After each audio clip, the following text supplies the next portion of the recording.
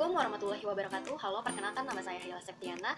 Saya dari Fakultas Ilmu Komunikasi Universitas Gunung Kidul Jakarta, semester 4. Oke, di sini sih aku mau ngobrol-ngobrol sebentar, membahas gimana sih seorang kakak itu menjadi kakak yang baik untuk adik-adiknya di rumah, dan bahkan gimana adik-adik kita supaya perilakunya baik, bisa menghormati orang yang lebih dewasa, maupun orang tua, dan sebagainya macamnya.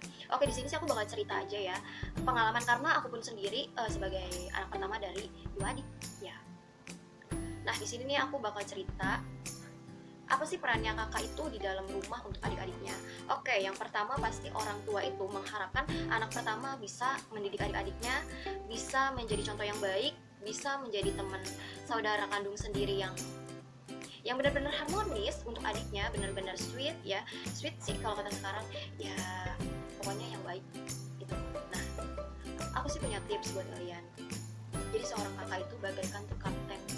Kalau kakaknya oleng, pasti adiknya juga oleng, dan itu pasti mempengaruhi buat adiknya.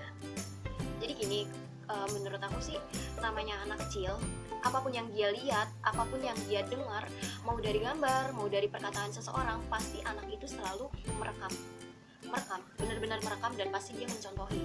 Contoh, kalau misalnya kakaknya memberi peran yang tidak baik untuk adiknya, memberi suatu perilaku yang tidak baik untuk adiknya, pasti seorang adik itu suka mencontohi apa yang dia lihat. Jangankan kakaknya, orang lain pun yang menurut dia orang ini kayak gini, pasti dia bakal ngikutin lagi, benar-benar ngopi dari orang itu lagi. Nah, makanya bahaya.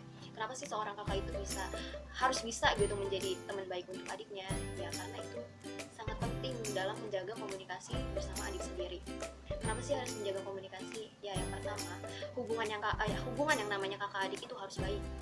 Yang kedua, namanya hubungan kakak adik itu harus selalu kompak, selalu menyupport, harus selalu mendukung, selalu harus harmonis juga. Makanya itu hubungan yang benar-benar harus dijaga tuh seperti itu. Gak boleh yang namanya putus dari komunikasi, gak boleh yang namanya saling menjelekan sesama saudara sendiri.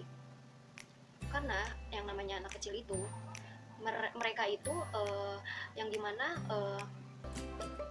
di masa-masa seperti ini nih, masa tumbuh kembangnya mereka gitu.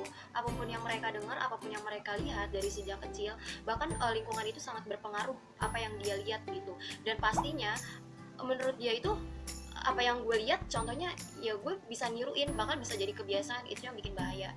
Makanya itu sebisa mungkin kita sebagai kakak, peran penting anak pertama yang tertua, yang diandalkan oleh kedua orang tua, gimana sih caranya kamu harus bisa juga menjaga adik kamu, bisa juga membimbing adik kamu. Ya tadi, harus banyak-banyak quality time sih sama adik.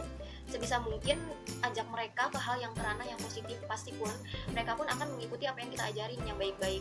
Kalau misalnya kita juga ngajarin mereka yang buruk-buruk, tuh pasti mereka juga ngikutin yang buruk juga. Makanya itu pola perkembangannya anak usia dini itu, dari kecil sampai hingga mereka remaja hingga dewasa, itu benar-benar mempengaruhi caranya mereka, perilaku mereka, sikap mereka. Nah, makanya bahaya. Kenapa sih seorang kakak itu harus bisa gitu menjadi teman baik untuk adiknya? Ya karena itu sangat penting dalam menjaga komunikasi bersama adik sendiri. Kenapa sih harus menjaga komunikasi? Ya, yang pertama, hubungan yang namanya kakak adik itu harus baik. Yang kedua, namanya hubungan kakak adik itu harus selalu kompak, selalu menyupport, harus selalu mendukung, selalu harus harmonis juga. Makanya itu hubungan yang benar-benar harus dijaga tuh seperti itu. Gak boleh yang namanya putus dari komunikasi, gak boleh yang namanya saling menjelekan sesama saudara sendiri. Karena yang namanya anak kecil itu, mereka itu yang dimana di masa-masa seperti ini nih, masa tumbuh kembangnya mereka gitu. Apapun yang mereka dengar, apapun yang mereka lihat dari sejak kecil, bahkan lingkungan itu sangat berpengaruh apa yang dia lihat gitu. Dan pastinya menurut dia itu, apa yang gue lihat, contohnya ya gue bisa niruin, bahkan bisa jadi kebiasaan. Itu yang bikin bahaya. Makanya itu sebisa mungkin kita sebagai kakak, peran penting anak pertama yang tertua, yang diandalkan oleh kedua orang tua, gimana sih caranya kamu harus bisa juga menjaga adik kamu, bisa juga membimbing adik kamu. Ya tadi, harus banyak-banyak quality time sih sama adik. Sebisa mungkin ajak mereka ke hal yang kerana yang positif, pasti pun mereka pun akan mengikuti apa yang kita ajarin yang baik-baik.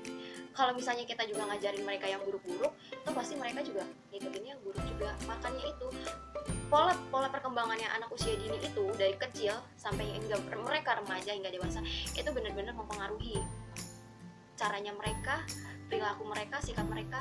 Itu sangat mempengaruhi buat kehidupan mereka sehari-hari di dalam lingkungannya gitu loh. Oke, cukup sekian, terima kasih. Wassalamualaikum, dah.